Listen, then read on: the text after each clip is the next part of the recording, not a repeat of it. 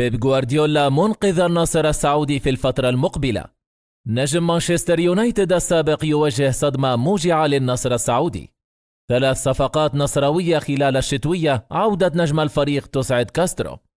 عاجل النصر يقترب من حسم أولى صفقات الشتاء، ضربة للأهلي والهلال. وإذا كنت من متابعي نادي النصر السعودي والأسطورة كريستيانو رونالدو، يجب عليك الاشتراك في القناة وتفعيل زر الجرس ليصلكم أخبارهم فور نزولها. وهيا نبدأ الفيديو بالصلاة والسلام على رسول الله صلى الله عليه وسلم.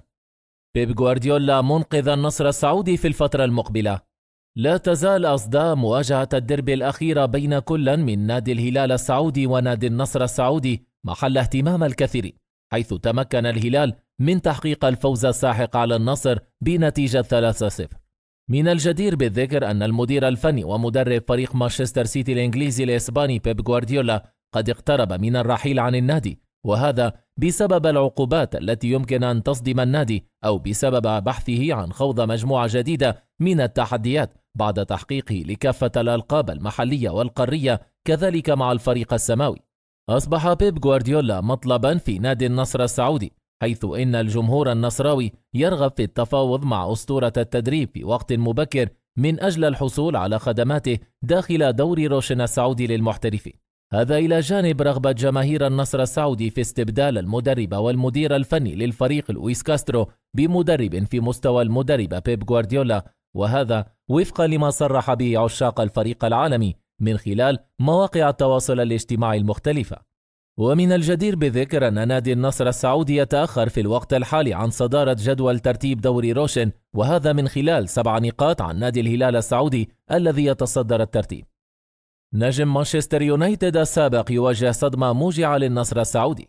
كشفت تقارير صحفية إنجليزية اليوم صدمة منتظرة لجماهير أندية الدوري السعودي، أبرزها النصر والاتفاق بشأن صفقات الانتقالات الصيفية المقبلة. وأكدت صحيفة ديلي ميل وجود رغبة لنادي نيوكاسل في ضم اللاعب ديفيد ديخيا حارس مرمى مانشستر يونايتد السابق. وأوضحت الصحيفة أن النادي الإنجليزي سيحاول ضم اللاعب لتعويض الغياب الطويل المتوقع لنيك بوب حارسه الأساسي.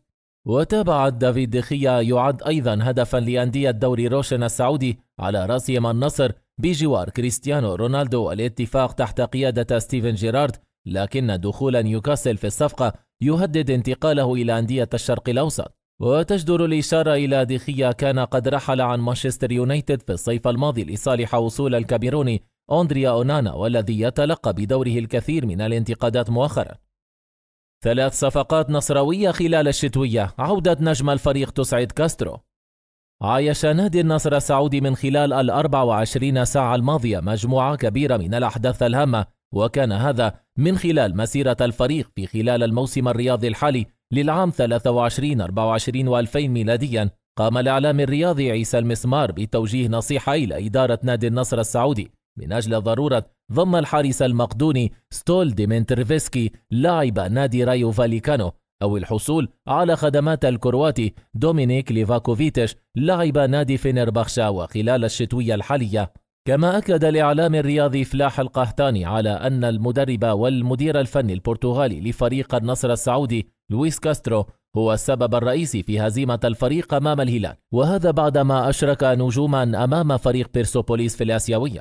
وتم انضمام اللاعب خالد الغنامي للتدريبات النصراوية، وكان هذا بعد شفائه من الإصابة التي تعرض لها في خلال المواجهة بين نادي بيرسوبوليس الإيراني في دوري أبطال آسيا. وطلب المدرب والمدير الفني لويس كاسترو من إدارة النصر التعاقد مع 3 لاعبين خلال الشتوية، بالإضافة إلى حارس مرمى ولاعب في مركز الوسط مع لاعب في خط الهجوم كذلك. عاجل النصر يقترب من حسم أولى صفقات الشتاء، ضربة للأهلي والهلال.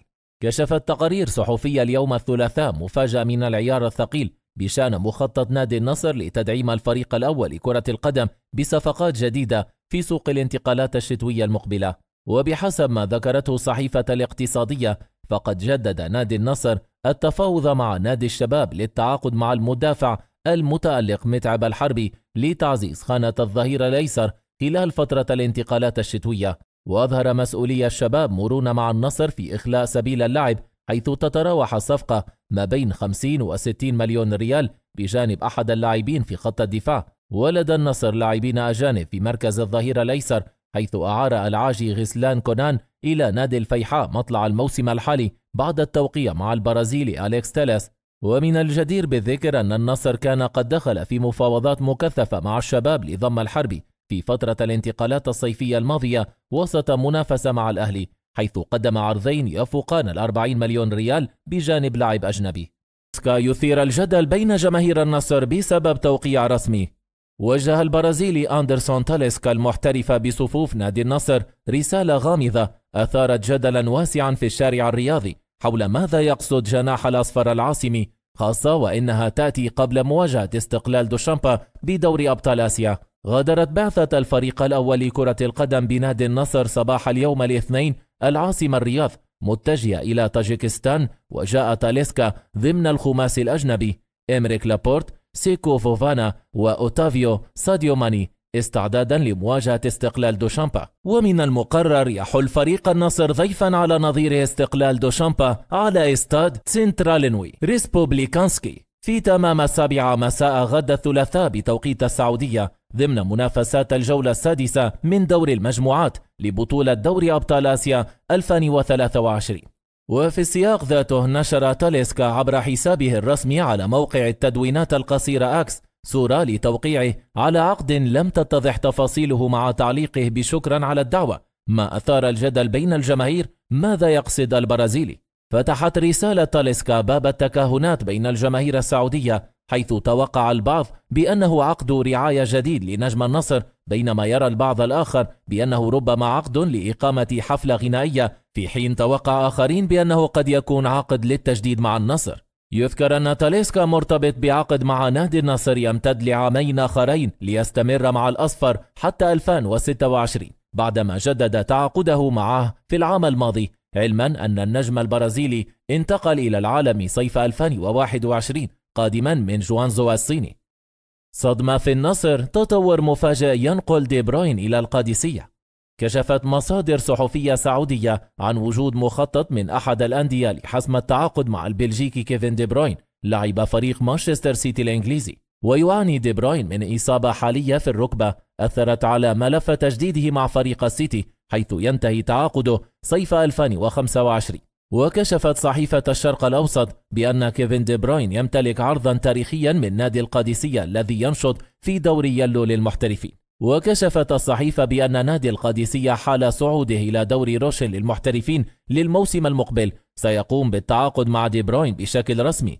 ونقلا عن صحيفة موندو ديبورتيفو الإسبانية، فإن دي بروين لا ينوي تجديد تعاقده مرة أخرى مع فريق مانشستر سيتي بعد مماطلة الإدارة خلال الفترة الماضية. ويحاول دي بروين استعادة لياقته البدنية والتماثل للشفاء، حيث من المقرر أن يعود الدول البلجيكي إلى الملاعب خلال شهر يناير من العام المقبل. وكان نادي النصر قد ارتبط اسمه بالتعاقد مع اللاعب كيفن دي بروين قبل أن يشعل القادسية السباق بقوة على التعاقد مع اللاعب الدولي البلجيكي.